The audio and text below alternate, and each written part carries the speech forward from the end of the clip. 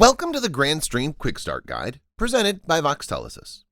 In this video, we'll be demonstrating how to set up the Voxtelesys SIP Trunk in the Grandstream PBX. We'll also demonstrate how to set up caller ID. To begin, click on the Extension/Trunk tab, then click on VoIP Trunks from the dropdown. From here, click on Add SIP Trunk. Next, fill in the general trunk settings. Choose Register SIP Trunk in the Type field. Type in Voxtelesys as your provider name. The host name, username, and password will all be provided by Voxtelesys.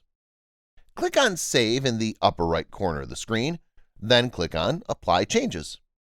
Click on the Edit icon next to your newly created VoIP trunk.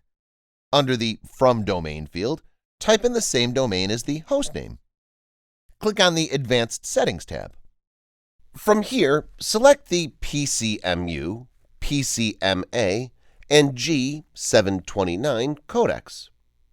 Enable Send PPI Header, then choose DoD number as the PPI mode. Click on Save in the upper right corner of the screen, then click on Apply Changes.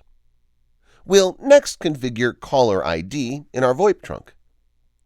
Click on the DoD icon next to the Voxtelesys SIP Trunk. Click on Add DoD. Fill in the DoD number provided by Voxtelesys. You can fill in any name identifier you'd like in the DoD name field. Select the extensions that will use this phone number as their caller ID. Make sure you save your configuration, then click on Apply Changes. Congratulations! You've successfully set up the Voxtelesys SIP Trunk in the Grandstream PBX. Check back for more videos on Grandstream as well as other helpful guides.